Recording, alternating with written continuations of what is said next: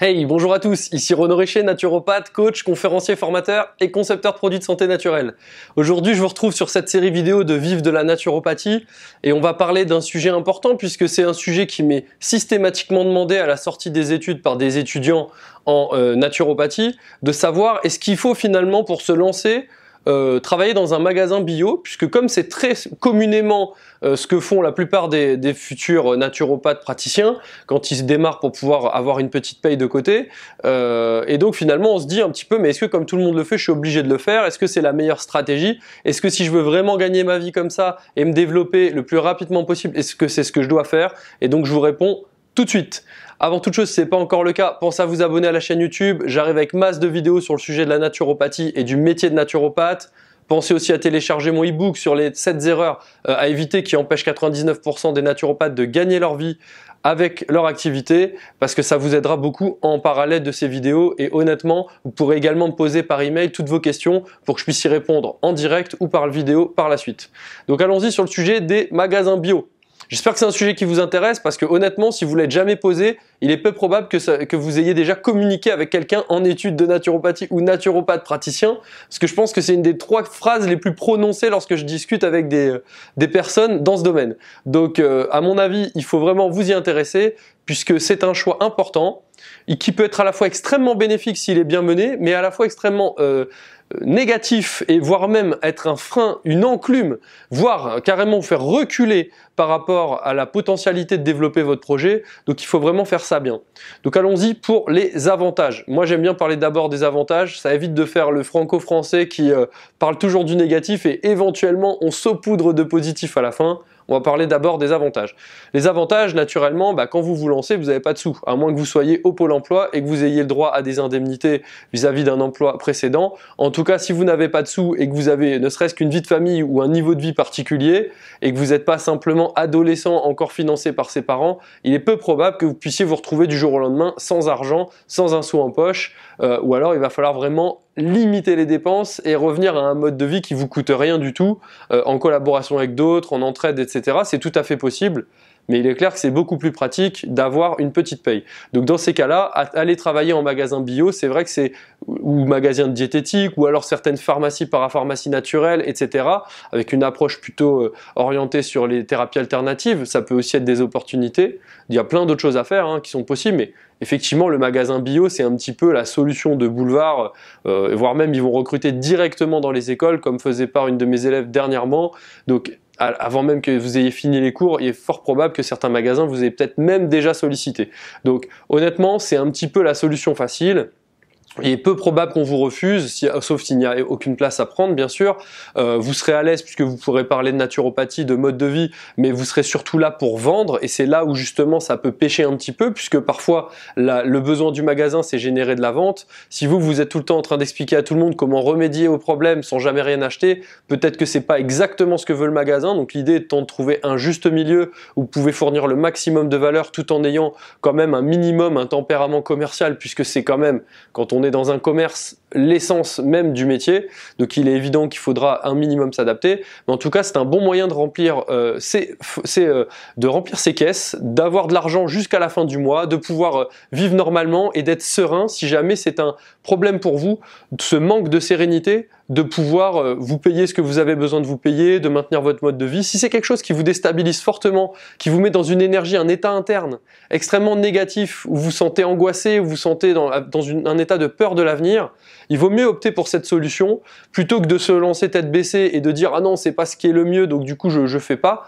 Non, il ne faut pas faire ça, sans quoi vous serez dans un état interne qui vous permettra de toute façon pas d'attirer à vous les choses nécessaires à votre développement futur au niveau de votre activité. Donc il vaut mieux choisir ce qui finalement vous semble être ce qui vous met le plus, non pas en sécurité, mais un minimum en sécurité quand même, et puis en joie par rapport à ça. Mais par contre, pas forcément une joie fantastique, c'est j'ai accompli mon rêve, mais aussi d'être en joie simplement de dire j'ai ce besoin, j'y réponds, j'ai le droit d'être en joie. Et donc si jamais vous avez cette peur de manquer un petit peu de sous au départ, et puis peut-être de se dire je sais pas trop m'organiser, j'ai jamais travaillé à mon compte, alors peut-être que le matin il faut que je me lève et que je travaille de telle façon, mais j'ai peur de manquer de rythme. Ça c'est pareil, on m'en a déjà fait part plusieurs fois au travers des formations que je donne en naturopathie, puisque j'ai beaucoup de gens en reconversion, et très souvent on me fait part de ça en me disant mais comme en fait je me retrouve à plus rien faire, je suis plus stimulé pareil par des horaires de bureau, et j'ai l'impression d'avancer beaucoup moins et de finalement faire beaucoup moins de choses par jour que ce que je faisais avant, en plus de mon boulot.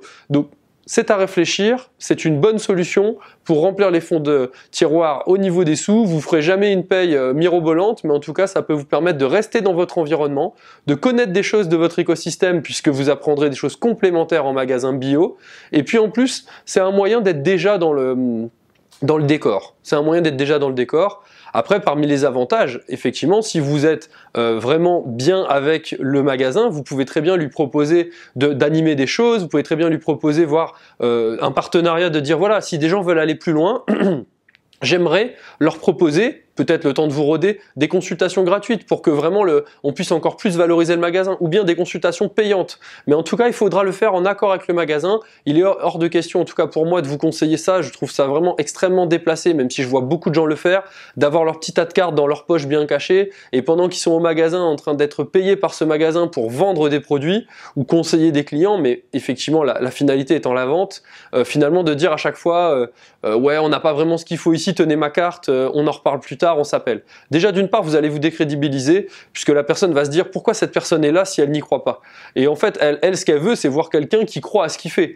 Donc déjà, vous allez vous décrédibiliser, mais en plus de ça, vous êtes clairement en train de faire quelque chose qui est extrêmement négatif, puisque détourner des clients, c'est pas du tout légal, c'est encore moins éthique, et puis vous n'êtes pas en collaboration. Et donc vous êtes dans une énergie de peut-être vous faire prendre, etc. C'est pas du tout ce qu'il faut, c'est pas ce que je vous souhaite. Voilà.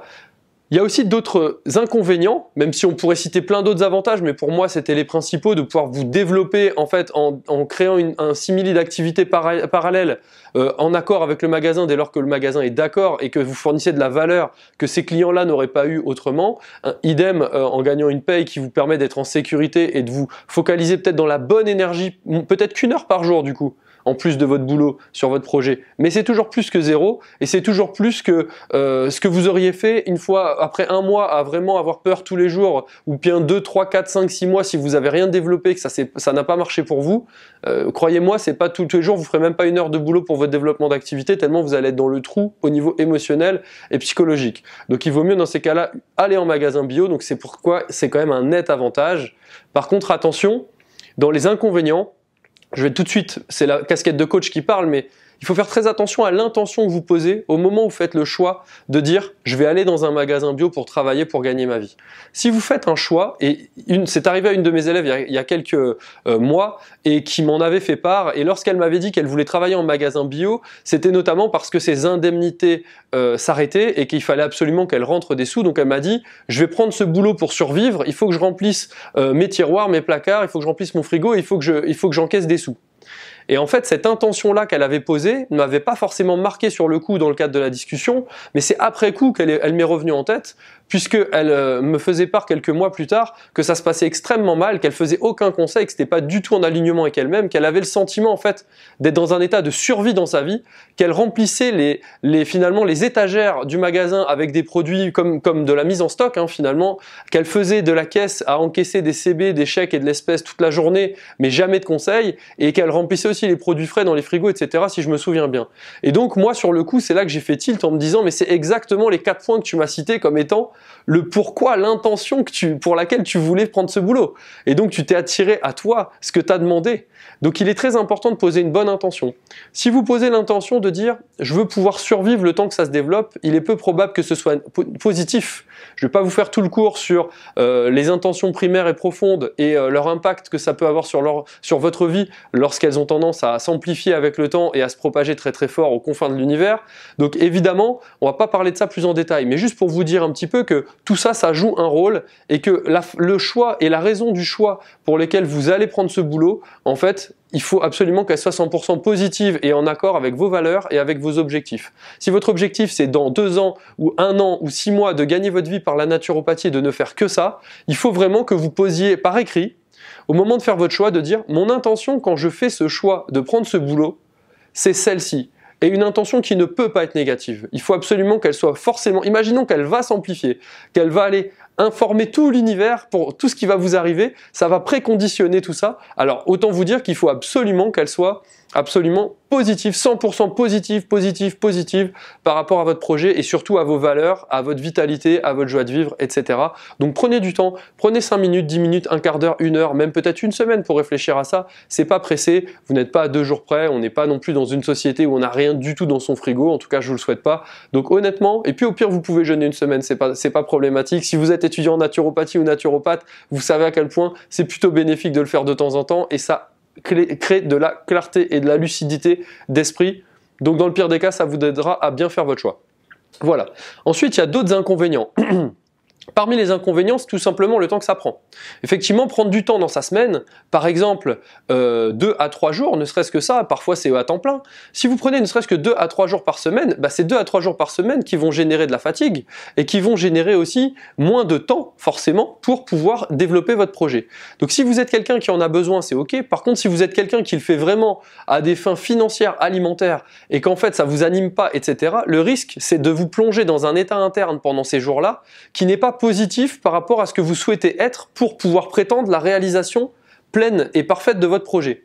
Et donc il faut faire attention, c'est pourquoi la jauge est difficile. Vous voyez, le petit curseur est difficile de dire c'est oui, il faut y aller, c'est non, il faut pas y aller. Ça dépendra vraiment de la personne et de vos objectifs, de qui vous êtes, de votre tempérament, de votre capacité à dépasser certaines choses qui peuvent vous déranger dans votre quotidien pour quand même rester déterminé, focus sur vos objectifs. Ça dépend de tout ça, un peu comme en naturopathie où on doit individualiser beaucoup de choses, le stress, le sommeil, l'exercice physique et surtout l'alimentation, vous le savez, tout ça sont des choses qui nécessitent d'être fortement individualisées au niveau de nos conseils et c'est pareil dans ce cadre-là, je ne peux pas vous dire oui ou non, mais attention, si c'est quelque chose qui vous prend beaucoup de temps et que ce temps finalement vous l'exploitez pas pour renforcer votre conviction et pour peut-être même créer en partenariat avec le magasin des choses qui vont faire de vous quelqu'un qui gagne sa vie de son activité par la suite, ça risque de vous plonger dans un état interne et dans des pensées négatives qui ne sont pas du tout favorables à votre développement d'activité. Ensuite, au niveau des magasins bio, il y a aussi un gros inconvénient, c'est que la sécurité que ça génère, souvent, les gens ont du mal à la lâcher. C'est-à-dire qu'en fait, pendant qu'ils sont au magasin, ils ont tendance à se focaliser dessus, leur projet passe légèrement en second plan, mais il est toujours présent. Du coup, ils ne s'habituent plus à faire des consultations et ils perdent un peu en pratique et en confiance. Et petit à petit, ils s'installent dans une routine où c'est confortable d'avoir une paye, même si c'est pas mirobolant. C'est confortable de finalement être rodé sur un boulot qui est assez simple, où on n'est pas à enchaîner des consultations, à mettre en place des choses pour avoir des nouveaux clients, etc. C'est pas un boulot d'entrepreneur, c'est un boulot de salariat. Et ça a un côté très confortable, qu'on se le dise. Donc ça, parfois, c'est aussi une des raisons principales qui font que les gens ne veulent pas lâcher et du coup ne développent jamais leur activité. J'ai régulièrement des étudiants de ma formation ou bien tout simplement des personnes que j'accompagne par ailleurs qui ont fait d'autres écoles, qui ont du mal à lâcher leur boulot en magasin bio, voire même qui se sont lancés, qui n'ont pas fait ce qu'il faut, mais plutôt que de dire maintenant je fais ce qu'il faut et donc je me donne à 100%, ils se disent tant qu'à faire, je vais faire ce qu'il faut, mais je vais quand même prendre un boulot en magasin bio pour être sécurisé. Et bien souvent, qu'est-ce qui se passe? Ça ralentit la mise en application et la mise en action des choses et du plan d'action finalement et de l'itinéraire à suivre pour pouvoir prétendre réussir dans cette activité. Donc c'est pourquoi, voilà, trouver un taf en magasin bio, c'est très bien.